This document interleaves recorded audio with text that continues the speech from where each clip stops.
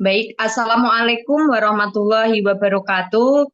Yang saya hormati kepada Bapak Pratama Heri Herlambang, SHMH, dan Bapak Zidney Ilma Fazada, MH, SHMH, selaku dosen pengampu mata kuliah Hukum Acara Tata Usaha Negara.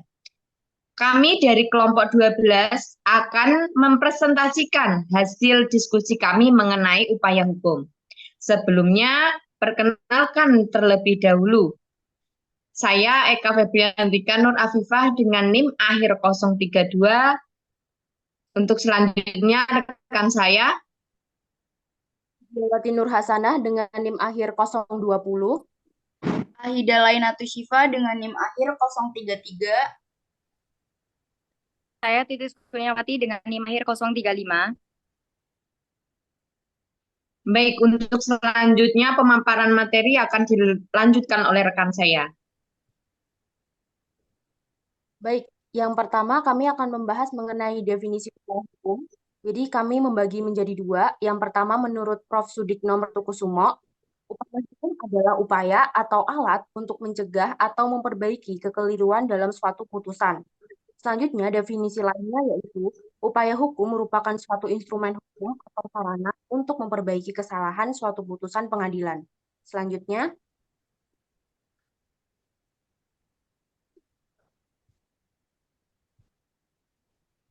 yang selanjutnya adalah jenis upaya hukum, yaitu dibagi menjadi dua, upaya hukum biasa, yaitu perlawanan terhadap penetapan dismisal, banding, dan kasasi, serta upaya hukum luar biasa, ada peninjauan kembali, dan kasasi demi kepentingan hukum. Upaya hukum biasa dan luar biasa, kedua frasa tersebut diambil langsung dari hukum acara pidana, Undang-Undang Nomor 8 Tahun 1981. Baik, akan dilanjutkan oleh rekan saya. Baik, untuk perlawanan terhadap penetapan dismisal yaitu perlawanan atau verzet merupakan upaya hukum terhadap penetapan yang diputuskan oleh ketua pengadilan. Dan argumen yang diajukan oleh ketua pengadilan secara langsung ditentang di sini. Pengadilan memeriksa tantangan tersebut dan membuat keputusan setelah proses singkat. Jika gugatan tersebut dikabulkan oleh pengadilan, maka keputusan hakim ketua pengadilan tinggi akan batal dan tidak sah. Dan kasus yang ada akan diselidiki, ditentukan, dan diselesaikan sesuai dengan proses yang biasa. Namun jika banding ditolak, keputusan hakim dari konferensi hakim tetap berlaku. Akibatnya upaya hukum tersebut masih dianggap tidak berdasar. Slide selanjutnya.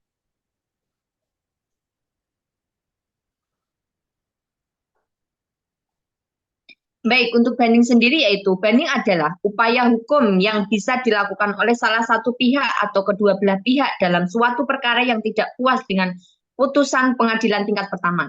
Pada pasal 122 UU nomor 5 tahun 1986 merinci jenis pemohon yang dapat mengajukan banding ke PT-TUN yaitu penggugat dan tergugat.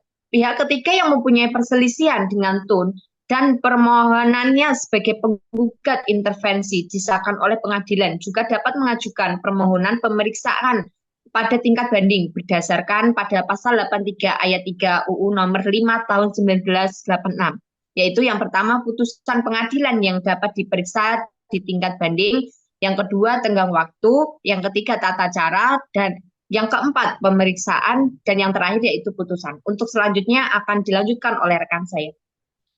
Selanjutnya, kasasi. Kasasi merupakan upaya mengajukan banding atas keputusan pengadilan yang lebih rendah hingga ke Mahkamah Agung. Dalam kasasi ada proses dalam sistem peradilan. Yang pertama adalah pemohon. Dalam pasal 44 ayat 1 huruf A Undang-Undang 14 tahun 1985, yang berhak mengajukan permohonan peninjauan kembali tingkat kasasi adalah penggugat atau wakilnya yang secara khusus dikuasakan untuk itu, dan tergugat atau wakilnya yang secara khusus dikuasakan untuk itu. Proses selanjutnya adalah putusan pengadilan yang dapat diperiksa di tingkat kasasi. Pasal 131 ayat 1 Undang-Undang Nomor 5 Tahun 1986, putusan pengadilan tetap adalah putusan yang dapat diajukan banding ke pengadilan kasasi. Proses selanjutnya tenggang waktu.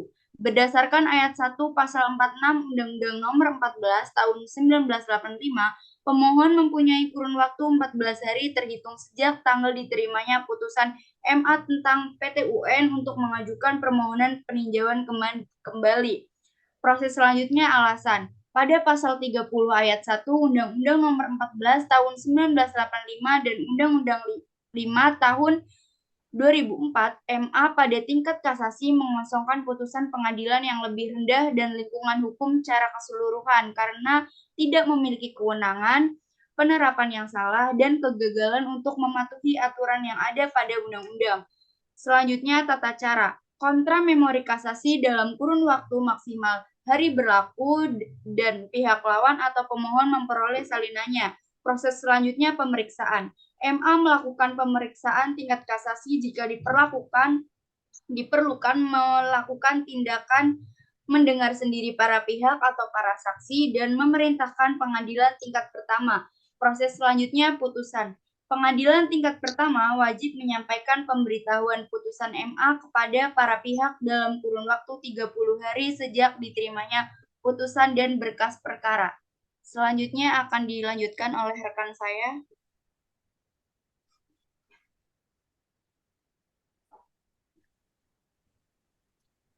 Baik, di sini saya akan menjelaskan mengenai peninjauan kembali.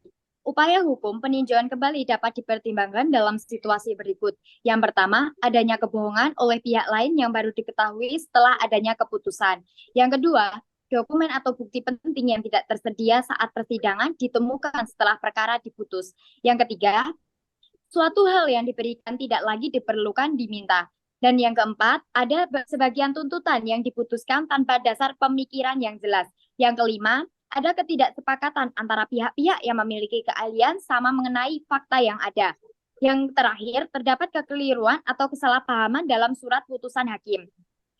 Kemudian, batas peninjauan kembali adalah 180 hari berdasarkan Undang-Undang Nomor 14 Tahun 1985. Namun hal ini berbeda berdasarkan tergantung alasan yang dikemukakan oleh pemohon.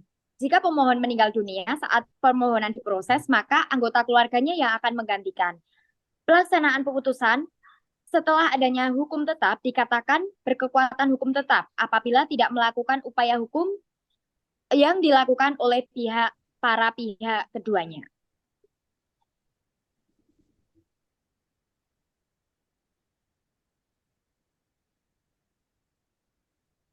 Baik, sekian presentasi dari kelompok kami. Kurang lebihnya mohon maaf. Wabillahi taufik wal hidayah. Wassalamualaikum warahmatullahi wabarakatuh.